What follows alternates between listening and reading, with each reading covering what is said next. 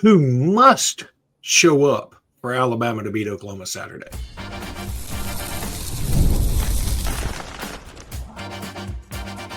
You are Locked On Bama, your daily podcast on the Alabama Crimson Tide, part of the Locked On Podcast Network, your team every day.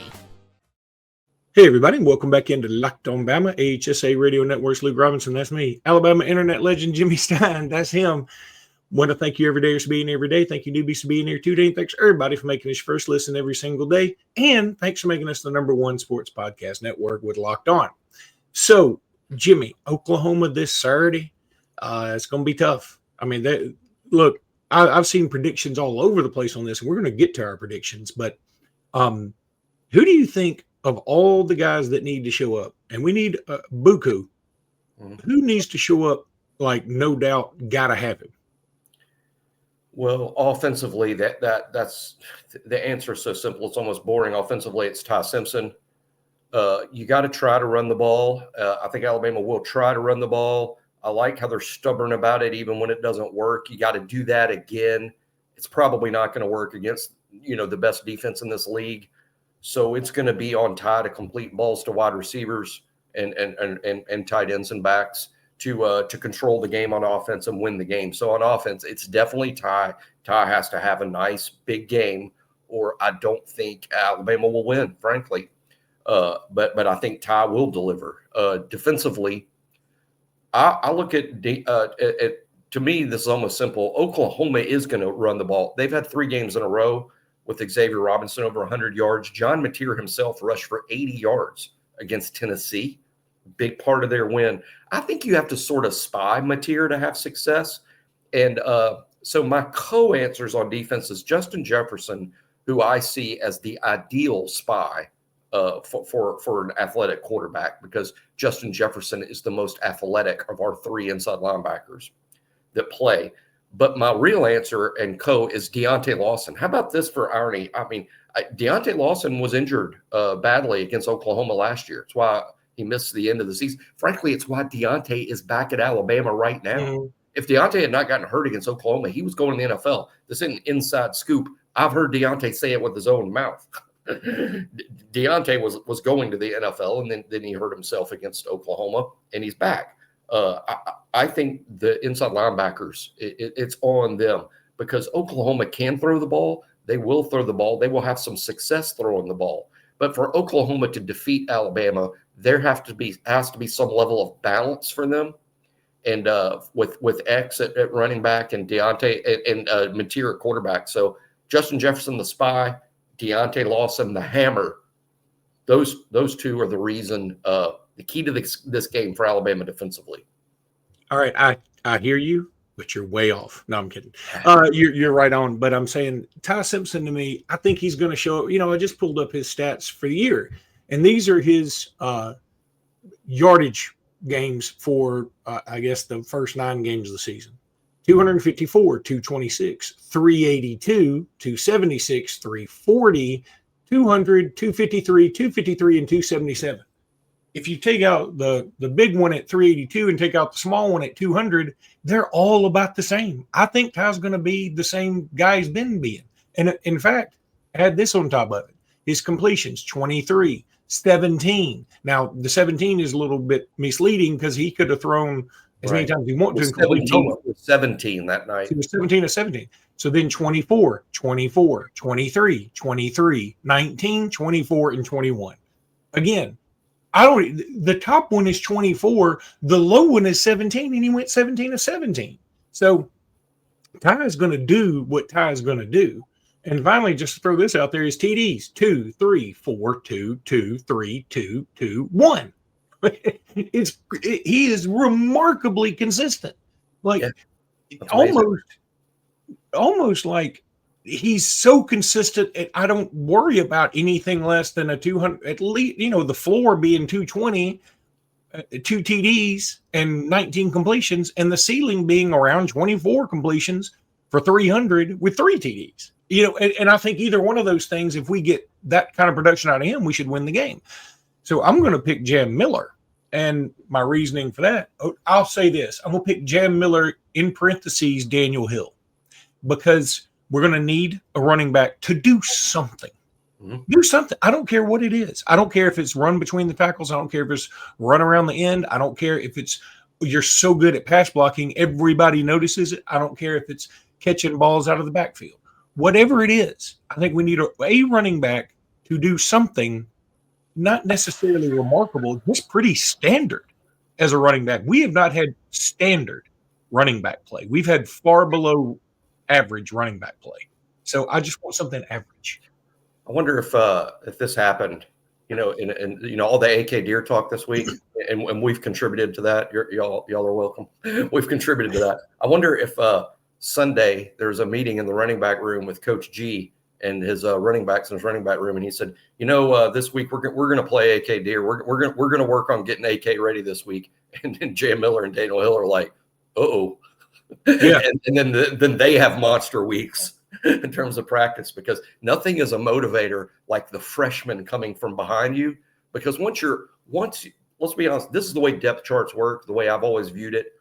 Once you're overtaken by someone younger than you, it's fair at that point in this modern age to wonder where the portal is located on campus. When you've been passed by a freshman or someone younger than you, and you know that you're passed and you're not getting it back, most kids, there's exceptions to every rule. Notably, we'll call that the Jalen Hurts rule. Most kids will head for the portal when that happens. But anyway, it's a great motivator for sure. I like that pick. Wouldn't it be something that Alabama struggles to run the ball and then finally finds a run game against the best defense in the league? But hey, that's college football, right? Posted this morning on the BOL board a response to somebody. College football is always on drugs. It is, and it's not insane to think Alabama could have a good running game, because I believe Ty's last game that he played in Bryant-Denny against LSU was his worst game of the year. There'll be somebody who just automatically thinks it's FSU because we lost, and we lost big, and Ty got some of that grief, but we said it right after the game. Even though I said maybe we should change. I'll say it again. I said maybe we should change quarterbacks to get a spark. But this game was not Ty's fault. Ty wasn't bad at all. He was 23 or 43 in that game for 200 and something yards and a couple of touchdowns. That's not bad. Hey, in your defense, when you said that, I think you took some heat over that, some grief over that, and then some word came out this week in the ESPN article that I found very interesting, is that after the Florida State game, they did increase the reps for Austin Mack. Austin Mack got more reps with the ones after the week after Florida State. Now, Ty quelled it with that fantastic performance against Louisiana Monroe, and we've never looked back. But I do think there was some to your suggestion that maybe a QB change might be a spark that's needed. The coaching staff at least moved in that direction to an extent by increasing Austin Mack's reps. Yeah, and it wouldn't have shocked me, because I get it, but I'm glad it worked out the way it did, because you and I have been on the Ty train for a good while. I mean, but I think Ty's going to be remarkably the same way he's always been. I mean, he's consistently consistent. I don't know another way to say it. I think that, and saying it that way, I know it is sort of a redundancy, but I think saying that way exacerbates the point. The thing that would boost his numbers isn't Ty throwing the ball more or Ty having a different game. The thing that will boost his numbers is 2 or 3 times Germ or Ryan break loose of what had been a tackle for 7 or 8 games. Somebody gets them down and just have some yak plays that we haven't seen yet or haven't seen often enough, some yak plays from those guys. Maybe that gets Ty way over 300 yards, which hasn't been the norm for Ty, throwing for well over 300. But I think the difference is people like Ryan and Germ and Lottie Brooks breaking tackles, making people miss, and turning a 30-yard play into a 65-yard touchdown. I want to tell everybody about DoorDash. It's almost the weekend. It's right here at Friday. Time to look back and crown this week's MVP on Who Delivered. Powered by DoorDash. Just like you can win every Saturday with DoorDash Streak, saving more every time you order. These players delivered when it mattered the most. Let's break it down. For Bama, I'm going to say Yanzi Pierre. I really believe. I thought he should have gotten a little more love. I didn't hear a lot of love nationally about his 2-sack game with a strip sack, and thought he played really well. He delivered in a big way. He had a big fourth quarter strip of a quarterback that certainly helped out a lot. And when the pressure was on, he came through. No hesitation, no delay. And if you've been watching week after week, this performance wasn't a fluke. Yanzi Pierre is on a streak. If a player like Yanzi Pierre delivers, well, just imagine what DoorDash will do for you. They'll do everything for you. Everything. Look, it's not a fluke. Yanzi Pierre is on a streak, and you want DoorDash. Those things are all true. So go check out DoorDash. The promo period for this particular promo is only through November 18th. So you got like 4 more days. So you need to hurry up and get out there and knock this puppy out. You know, I never liked, I need to quit saying knock this puppy out. I'm not knocking puppies out. We don't want to hear from PETA again. Again. Jeez. So sick of those guys. All right, predictions for the game, Jimmy. What you got? I think it's going to be low scoring. My score is going to be very unpopular. I'm not picking Alabama to lose, though I do think losing is something that's in the cards. I mean, it's possible. It's on the table. Oklahoma is extremely good. They're the best defense in the league. They're better than LSU, in my opinion, because they're better than LSU on defense, or very few are, but they're more dangerous on offense because of Mateer. You know, I think Mateer is just obviously a September Heisman winner. He's highly capable running and throwing, which makes him a little scary.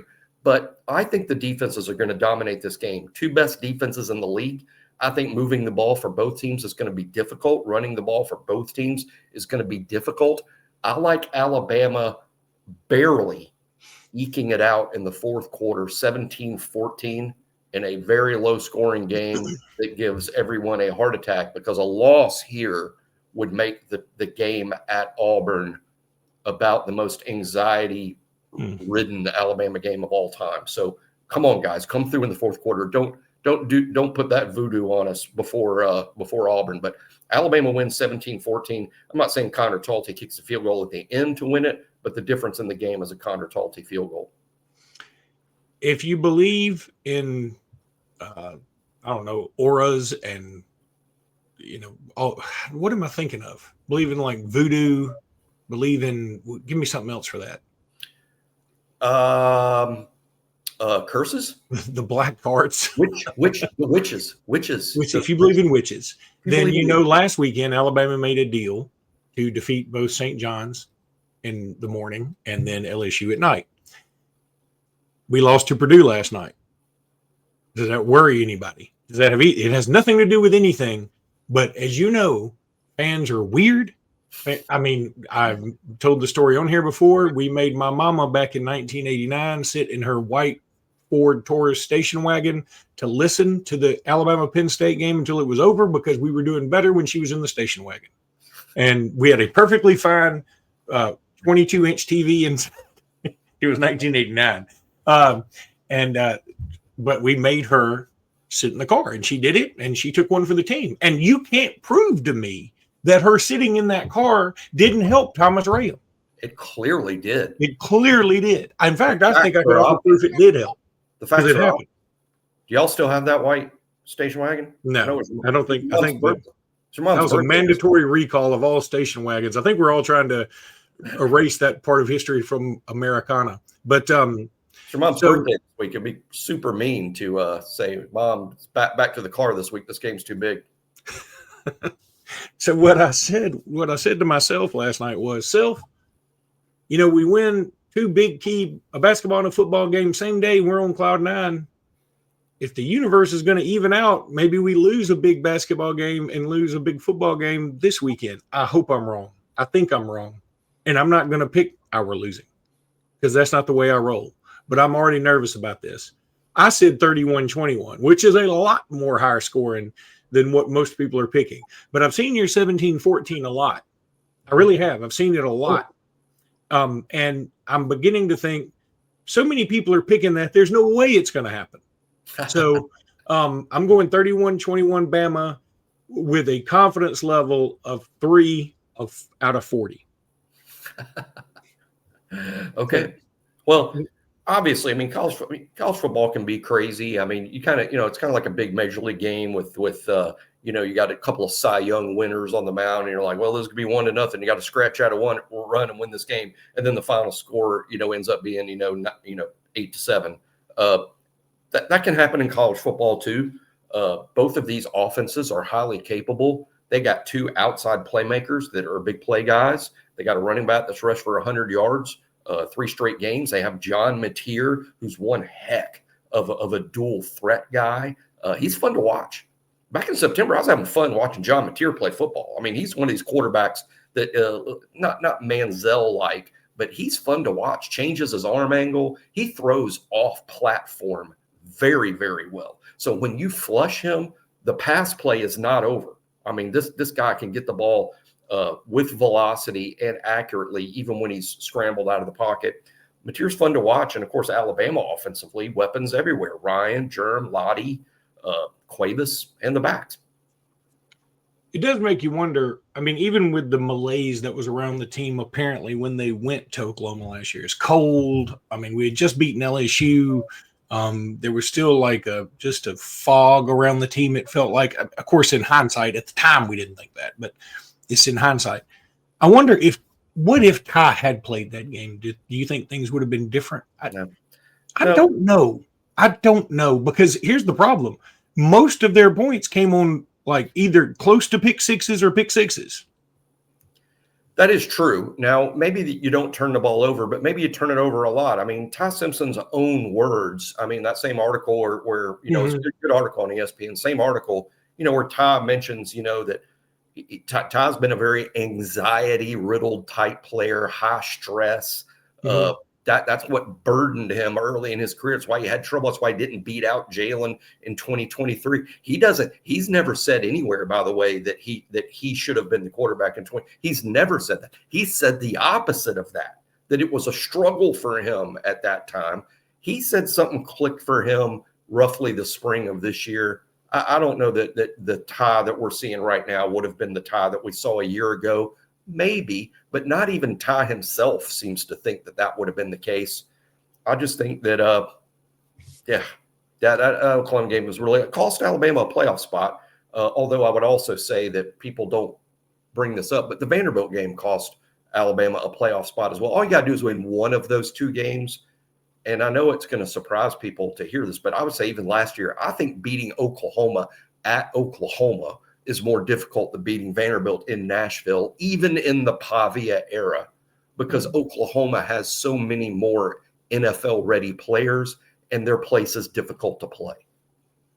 Yeah, and it was like freezing cold, which isn't exactly our, wheelhouse. And we were just one play away from beating Vanderbilt in Nashville. People don't know. The biggest play in our season last year, kept us out of the playoffs, was that 4th down play where Pavia completed the pass to the guy who caught it on his fingertips. And just that one play, that guy doesn't make that catch, Alabama's in the playoffs.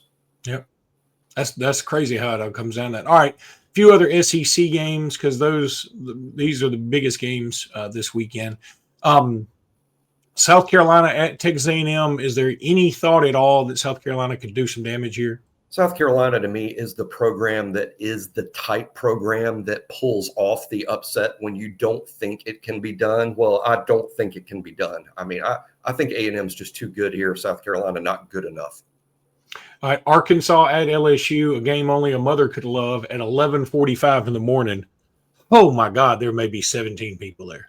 LSU is a better team than Arkansas. Defensively, they should win this game. I'm just not 100% convinced. You get LSU's A game, and without their A game, they might lose this game. Florida at Ole Miss, and this has sparked some fun banter between the Locked On Gators and Locked On Rebels guys, as they're like, I don't even know what I want to happen here. They're fighting over Lane. They're fighting over Lane, and they're like, what if Lane loses to Florida to maybe really hurt his playoff chances, and also so that he doesn't have to go to the playoffs so he can go to Florida earlier? It kind of makes some sense. I mean, that's deep in the controversy, but I was Ole Miss fan. I'd be nervous. I'd be nervous about this. Ole Miss is obviously going to do everything they can to keep Lane. To me, it makes all the sense in the world that Lane right now on his desk has an extension and giant raise, perhaps even making him the highest paid coach in college football. I don't know. It's on his desk. He hadn't signed it. Now, is that negotiating or he hadn't signed? All these other coaches, Matt Rule signed, Lashley signed. All these other coaches that are, not all of them, several of these coaches that are in high demand, clear candidates for other spots, they've re-upped and re-signed. Lane hadn't. Yeah. I mean, it's a fair question. And if you do have a contract for either close to or for the highest paid coach in college football, what else do you want? If I'm Ole Miss, I'm like, you're the highest paid coach. Yeah, we can't double the next guy. Yeah. Why won't you sign this? I mean, so it becomes problematic on a lot of levels. But in the end, I think Ole Miss wins, don't you? Ole Miss wins. They're too good, and I don't think they'll pull a Kentucky here. Florida's loss at Kentucky, ironically, last week showed Florida's stick a fork in them. All right, so how about Ole Miss could win this game huge. Texas at Georgia. The game that could have been if both teams were a little better, as we suspected they would be, but they're not. So that sentence made no sense. So let's just say I was trying to do something dramatic, with these really heavy pauses, and it didn't work out. All right. I would love to tell you I think Texas can do this. I would love to tell you that. I don't think Texas can do this. In fact, I think this may get out of hand. This may be a Gunnar Stockton moment for like, hey, I'm over here in the Heisman, y'all. And I would get that, and I don't think Gunnar Stockton's getting enough attention that way. I think he leads the SEC in QBR in a league stacked with great quarterbacks, and Gunnar Stockton's at the top of the list QBR-wise. So, yeah, I could see this being a Gunnar Stockton Heisman moment. That's a very possible outcome that would be sort of fun. Logic tells me this is a close game with Georgia, as always, pulling it out in the fourth quarter because that's a team, as I say all the time, they've got championship DNA. And that means they win it in the fourth quarter, even when you don't think they will. I think it'll be close. I'll take Georgia wins in a close game. I won't be shocked if Texas wins, but Georgia seems to have Texas's number. Georgia seems immune to all Texas hype, and Georgia just seems to beat them in a way that Alabama often seems to beat Georgia, no matter the hype. I was going to say, it's Texas is to Georgia as Georgia is to Bama. In a way. Okay. There's not enough of a sample size to definitively say that, but it feels that way. Feels that way early in their rivalry. Let's talk a little FanDuel. The NBA is back. There's no better place to get in on the action than FanDuel, the official sports betting partner of the NBA. Even if you missed the start of the game or you want to ride the hot hand, FanDuel has live bets on everything from who will score next to fourth quarter comebacks. Plus, you can even combine your live bets into a same game parlay for a shot at bigger payouts. It keeps every game exciting, especially when your team is making that late push. Right now, FanDuel is giving new customers $300 in bonus bets when your first $5 bet wins. So head to FanDuel.com to sign up and play your game with FanDuel, the official sports betting partner of Jimmy. The NBA, which has been fantastic all year. We'll have to see if they'll give us a little extra money for that little. Well, there's been a ton of 50-point games in the NBA. That's fun to bet on FanDuel. Who's gonna score over 50. A lot of 50-point games. Wembanyama is he's like from another planet. Well, I mean, like on a lot of levels, he's from another planet. He got 17 elbows. All right, Jimmy. Last night, Alabama played Purdue. Tough game.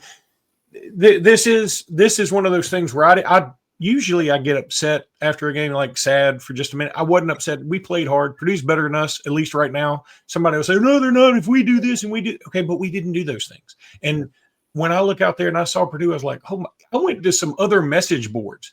Like the Auburn people who played Purdue later in Indianapolis, they were like, oh my God, Purdue is huge. And like, usually they're like, Purdue's not that good. We'll beat them and Alabama can't. And they were going, holy cow, those guys are monsters. They are. They're all monsters. And we were dominated on the boards. And at first, when you first think about it, you think, well, it makes sense. They've got so many big dudes. We don't have as many big dudes. And one of the big dudes we has is not even athletic enough to play for Purdue in Noah Williamson. I mean, I'm hoping he comes around. I thought he might have a bigger game because I thought these guys may be more his speed. Did you know he led us in plus minus last night? Yeah, that is kind of nuts. That was shocking to me. Shocking to me, too. It also tells me how much that stat means nothing.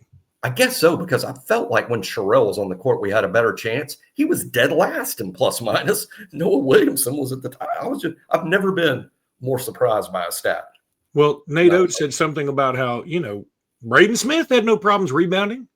And he's smaller. He's as smaller than our guards. He is. And he's dead on. Now, it isn't exactly apples to apples, because if their big men are controlling our big men, and so we got to send small guys to sort of help keep out their big men, then their little men should be able to get more rebounds. That does stand to reason.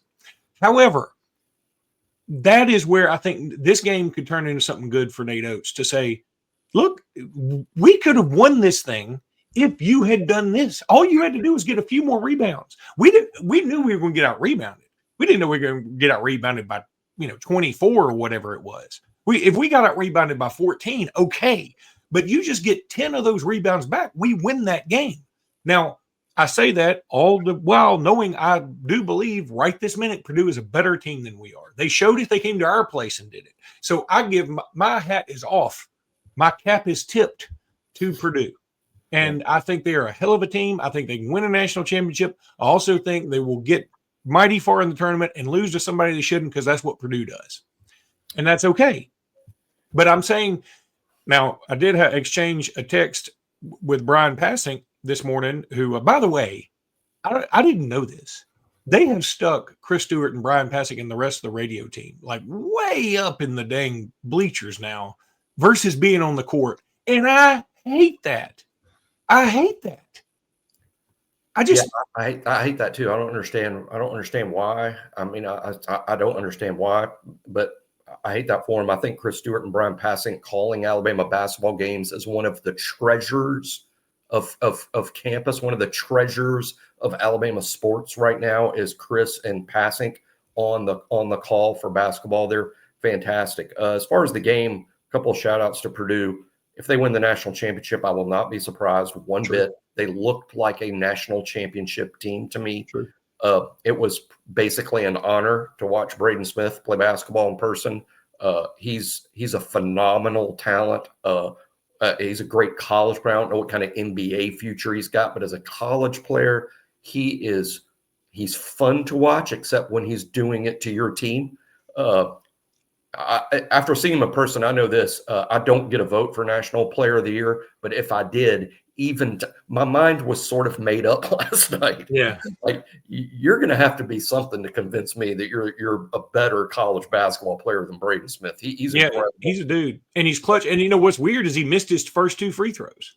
That was in a row. That was weird. But he also got into a little smack talking with I think it was Bo Bowen, which I thought was like, oh, that he's one of those gritty guys. Like he's really not scared.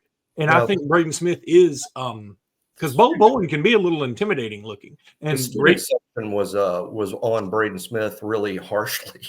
The student section was pretty harsh to Braden last night. Oh, were they? I get that he's a little on edge. Yeah, there were some interesting chants. Can you give me one of them? Not on this family show. I cannot. On this family show, I cannot. So, wow. But no, I'm just saying, Braden Smith, boy, what a player. Now, shout out also to me and Luke. In addition to shouting out Purdue, we picked us. We thought we would lose to St. John's. We didn't. But what we have said about this basketball team that proved true is we said rebounding is going to be an issue. I don't think last night was a one-off with the rebounding. I think rebounding is going to be an issue. It's the makeup of the roster, the makeup of, okay, when you put your 5 best players on this team on the court, those 5, what's the issue going to be? Rebounding. I mean, that's what's going to be the problem on this team. We're going to fight it all year long. But we also said after the St. John's game right here on the show, we said, for Alabama to beat a great team and beat anybody, and I still believe Alabama can beat anybody in college basketball, it's going to take this to happen. Phylon, Reitzel, and Holloway all have to have great nights. If that happens, they can beat anybody. We're not necessarily great. I think above average works. Like not superstar. Like I'd say if they each get in the middle to high teens, I think we have a shot. Now, the problem was Phylon only got 11 and Reitzel only got 6. And I cut myself off, I guess, because I forgot to say this about the text I exchanged with Passing. He was like, yeah, I said, hey, no shame in that game. That's a character builder game. I'm cool with it. And I respect Purdue. And I think that they were really good. And he said, yeah, he said, well, what worries me is I'm scared Illinois and Gonzaga may be just as good or better. Gonzaga is blowing people away. And Illinois is too. Best team. Huh? Some people are saying it's Mark Few's best team, which is and we play them first in Vegas. I mean, we literally could go lose this game, lose to Illinois in Chicago. That's not crazy. We're going to be the underdog, and then lose to Gonzaga in Vegas. And all of a sudden we were the belle of the ball a week and a half ago, and now we're 2-3. And I'm not going to be mad about it. Me and you said they're going to lose their way. There's going to be losses in this non-conference. In particular. There's going to be a loss. So as you know, I think we've been kind of on top or fairly predictive of this team. And the good news is Luke and I both believe this is an NCAA tournament team. This is a contender to win the SEC. And this is a team that can get in the NCAA tournament and advance and make noise and do great things. It's just going to require, again, in my opinion, Phylon, Reitzel, and Holloway all doing well at the same time, which isn't an automatic thing in the sport, as we saw last night when only one of the three had a really nice night. And the other thing I'd add, somebody out of the group that we have of people who can rebound has to rebound. Yeah. Somebody has to. I mean, I don't care if it's Sherrill. I don't care if it's Bo Bowen. I don't care if it's Williamson, even though I think that would be unlikely. Somebody has to rebound, and somebody has to get in and mix it up. And it can't just be, Phylon had, even though he wasn't playing great, he had no problem like challenging. I thought he forced the issue a lot of times, but he's not scared of anybody. I've got the feeling occasionally that those three guys, maybe not Bo Bowen, but Bo Bowen, you could tell was more uncomfortable. I think that I want Sherrill and Williamson especially to get a little tougher. I love Bo Bowen. I love him. I mean, he's to me one of my favorite players on this team. He is so fun to watch, but he is the quintessential stretch forward. Yeah, he is not a power forward. Yeah. I mean, he plays the 4, stretch forward, not a power forward. I think when Bo Bowen's in the game, it puts a lot of heat on the center to just kind of be that presence. And that's a big ask for one guy. I think the guards on this team have to rebound. I think Nate Oates specifically said, hey, Braden Smith rebounds. He might be the best player in the game, and he's rebounding. Yeah. I think that's almost like a message to our guards. Hey, Phylon, Reitzel, Holloway, y'all all have to crash the boards too for this to work.